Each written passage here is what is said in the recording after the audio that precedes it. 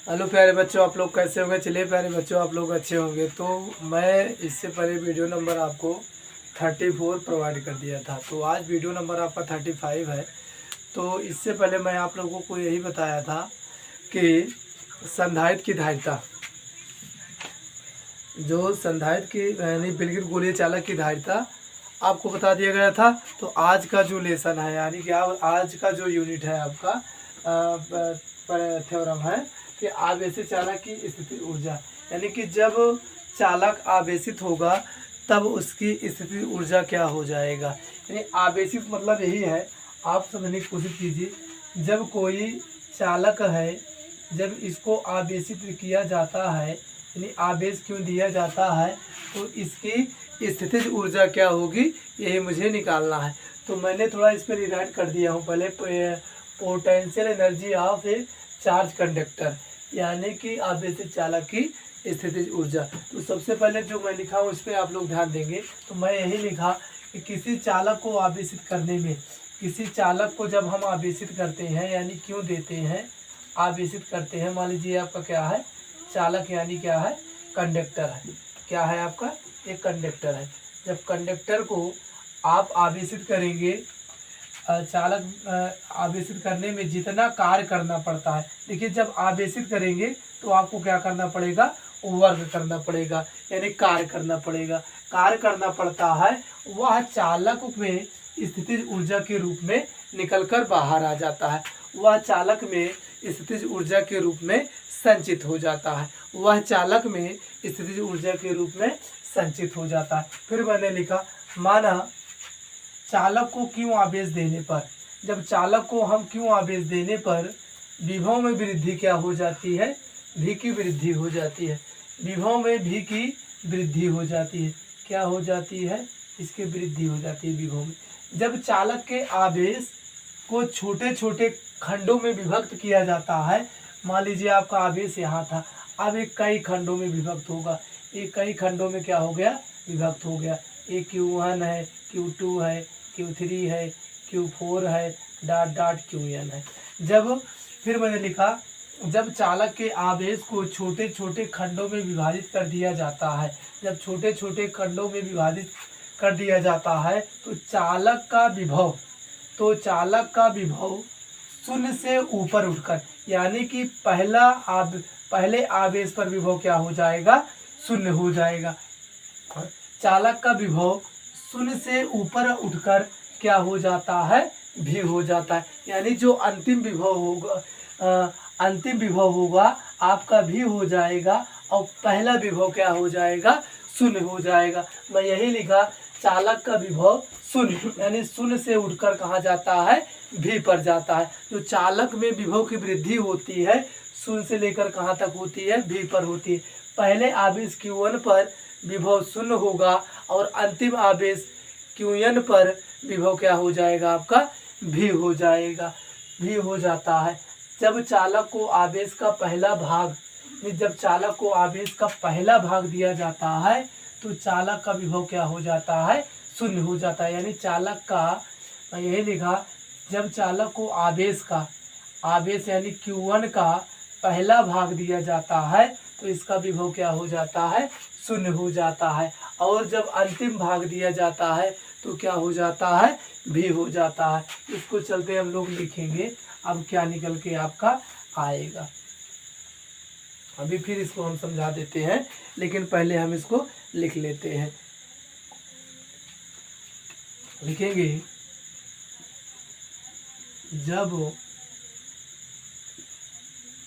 चालक को आवेश का अंतिम भाग दिया,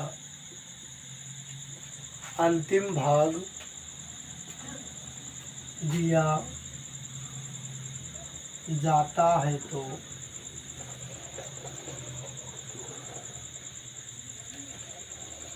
चालक का विभव, जो चालक का विभव है वो क्या हो जाएगा, भी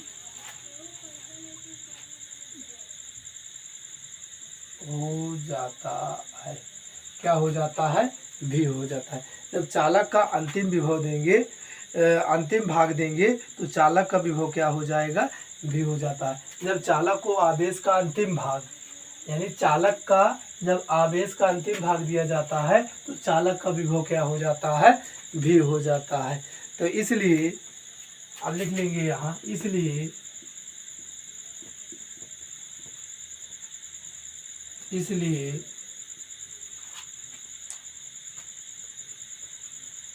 चालक का प्रारंभिक विभव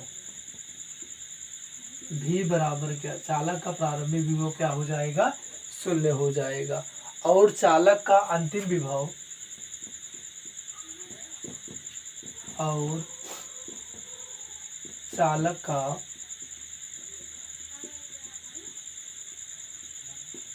अंतिम विभव क्या हो जाएगा, भी हो जाएगा। क्या हो जाएगा, भी हो जाएगा। तब चालक का औसत विभव बराबर कुल विभव अपान पदों की संख्या, कुल विभव अपान पदों की संख्या। तो देखिए कुल विभव क्या है आपका 0 है, और दूसरा क्या है, भी है, और कुल पदों की संख्या क्या है, 1 1 2। तो यहाँ से क्या आ जाएगा, v/2। तो औसत विभव जो निकल के आपका आ जाएगा, v/2 निकल के आ जाएगा। क्या निकल के आ जाएगा, v/2 निकल के आ जाएगा। अब उसके बाद आप लोगों को पढ़ाया गया है कि विभव की परिभाषा, क्या पढ़ाया गया है, विभव की परिभाषा से। तो जो विभव की परिभाषा आप लोगों को बच्चों बताया गया है कि आप लोगों को बताया गया था कि v आ गया था W/Q आ गया था। विभव की जो परिभाषा आप लोगों को पढ़ाया गया है कि एकांक परीक्षण आवेश को लाने में जितना वर्ग किया जाता है वही मेरा क्या कहलाता है, वैद्युत विभव कहलाता था। v = W/Q निकल के आया था, वही मैंने लिखा विभव की परिभाषा से। तो विभव की जो परिभाषा से आ जाएगा आपका, मैं इसको डायरेक्ट लिखूंगा यहाँ। विभव की परिभाषा से जो निकल के आएगा, कार्य W बराबर आता है, कार्य W बराबर आवेश गुणे औसत विभव, औसत विभव। देखिए आवेश आपका क्या निकल के आ जाएगा, क्यों, और औसत विभव आपका क्या निकल के आ जाएगा, v/2 आ जाएगा। और यहाँ W, और W बराबर QV/ क्या निकल के आ जाएगा, 2 आ जाएगा। QV/ क्या निकल के आ जाएगा, 2 आ जाएगा। इसको आप लोग क्या बना देंगे, समीकरण नंबर 1 बना देंगे। क्या बना देंगे, समीकरण नंबर 1 बना देंगे। उसके बाद फिर लिखेंगे, ये जो वर्ग निकल के आया, एक आपका किसके रूप में संचित हो जाएगा, स्थितिज ऊर्जा के रूप में संचित हो जाएगा। तो मैंने सबसे पहले क्या लिखा है, इसको समझने की कोशिश कीजिए बच्चों, कि मैं यही लिखाया, जब चालक को आवेशित करने में जितना वर्ग किया जाता है या जितना कार्य करना पड़ता है, वह चालक में स्थितिज ऊर्जा के रूप में क्या हो जाता है, संचित हो जाता है। यानी जब कोई चालक होगा, यहाँ मैं समझा दे रहा हूँ, जब कोई चालक होगा और चालक को आवेशित करने में यानी चार्ज करने में जितना कार्य करना पड़ता है, वह चालक में स्थितिज ऊर्जा के रूप में क्या हो जाता है, यानी जो वर्क होता है U के रूप ले लेता है या U के रूप में संचित हो जाता है। फिर मैंने लिखा, माना चालक को Q आवेश, जब इसको Q आवेश देने पर विभव में किसकी वृद्धि हो जाती है, V की वृद्धि हो जाती है। फिर मैंने लिखा, जब चालक के आवेश को छोटे छोटे खंडों में विभाजित किया जाता है, ये जो आवेश है जब इसको कई खंडों में हम विभक्त करेंगे, ये आपका Q1 है, ये Q2 है, ये Q3 है, ये Qn है, मान लीजिए लास्ट वाला Qn ही होता है, या इसको मान लेंगे Q4 होता है। क्या मैंने लिखा, खंडों में विभाजित कर दिया जाता है, तो चालक का जो विभव है शून्य से ऊपर उठकर क्या हो जाता है भी, क्योंकि पहले का शून्य और एकदम लास्ट वाले का क्या हो जाएगा भी, शून्य से उठकर भी हो जाता है। तो फिर लिखा मैंने, जब चालक को आवेश का पहला भाग, जब चालक को आवेश यानी आवेश Q1 का पहला भाग दिया जाता है तो विभव क्या हो जाता है, शून्य हो जाता है। और चालक का अंतिम विभव अंतिम आवेश दिया जाता है तो विभव क्या हो जाता है आपका, भी हो जाता है। चालक का अंतिम आवेश दिया जाता है तो उसका विभव क्या हो जाता है, भी हो जाता है। मैं यही कहीं लिखा आपको, देखिए विभव क्या हो जाता है, भी हो जाता है। तब चालक का प्रारंभिक विभव शून्य और चालक का अंतिम विभव क्या हो जाएगा, भी हो जाएगा। तब चालक का औसत विभव बराबर कुल विभव बटा पदों की संख्या। कुल विभव कितना है, एक प्रारंभिक था, एक आपका अंतिम था। प्रारंभिक धन अंतिम कितने पद, 1 2, तो 2 आ गया। 0 में भी को जोड़ेंगे तो भी बाई 2 आ जाएगा। तो उसके बाद फिर मैंने लिखा कि विभव की परिभाषा से, तो विभव की परिभाषा यही होती है V इक्वल W/Q, क्योंकि परीक्षण आवेश को अनंत से वैद्युत क्षेत्र के किसी बिंदु तक लाने में जो वर्क किया जाता है वही वैद्युत विभव कहलाता है। अब V इक्वल क्या आ जाता है, W/Q आ जाता है। क्या आ जाता है, W/Q। जब इसको क्रॉस मल्टीप्लाई करेंगे तो W equal Q into V आ जाएगा। वही मैंने लिखा, कार्य W बराबर आवेश गुणे औसत विभव, क्योंकि यहाँ जो विभव लिया गया है औसत लिया गया है। तो औसत विभव जो निकल के आया V/2 आ गया, आवेश Q आ गया, Q/2 W बराबर आ गया। इसके बाद हम ऊपर हटाएंगे, आप लोग स्क्रीनशॉट ले लेंगे। चलिए आप लोग स्क्रीनशॉट ले लिए होंगे, अब इनको मैं मिटा दे रहा हूँ। अब जब मैं इनको मिटाऊंगा तो देखिए आपका पहली लाइन यहाँ से मैंने गायब कर दिया। और गायब करने के बाद अब इसके जो अन्य पार्ट हैं उसको हम लिखेंगे। इससे पहले आप चैनल को सब्सक्राइब कर दीजिए, लाइक कर दीजिए, शेयर कर दीजिए। तो ये कहने वाली बात नहीं है, आप लोगों को बच्चों समझ में आना चाहिए कि टीचर जो होते हैं बहुत मेहनत से आप लोगों को नोट्स तैयार कराते हैं। तो आप लोगों का धर्म बनता है, कर्म बनता है कि चैनल को ज़रूर सब्सक्राइब कर लीजिए। तो चलिए हम लोग आगे लिखते हैं कि यदि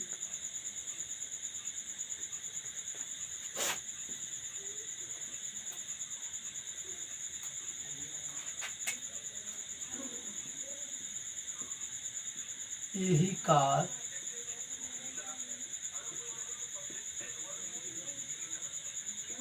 आवेशित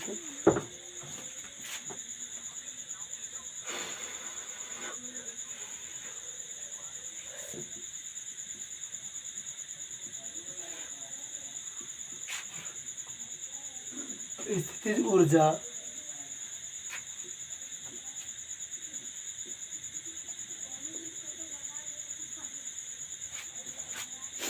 संचित रहता है। तो किसके रूप में संचित हो जाता है, स्थितिज ऊर्जा U के रूप।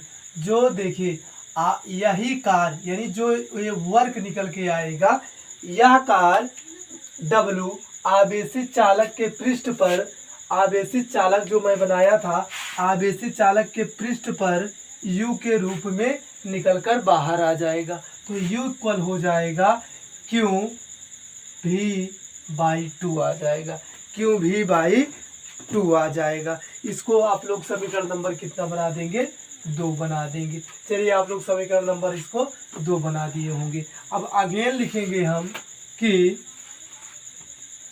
हम लिखेंगे कि हम जानते हैं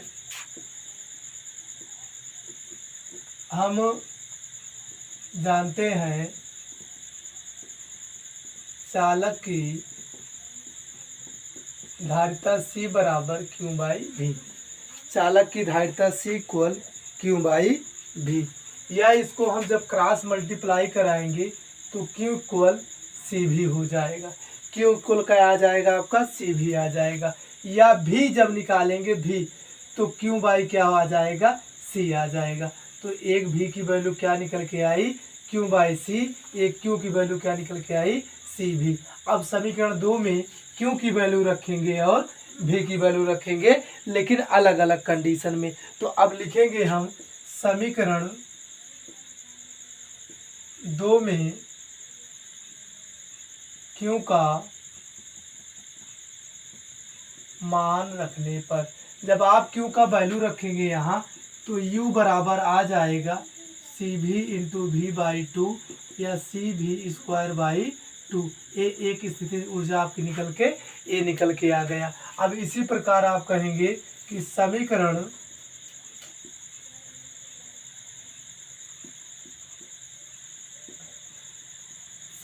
2 में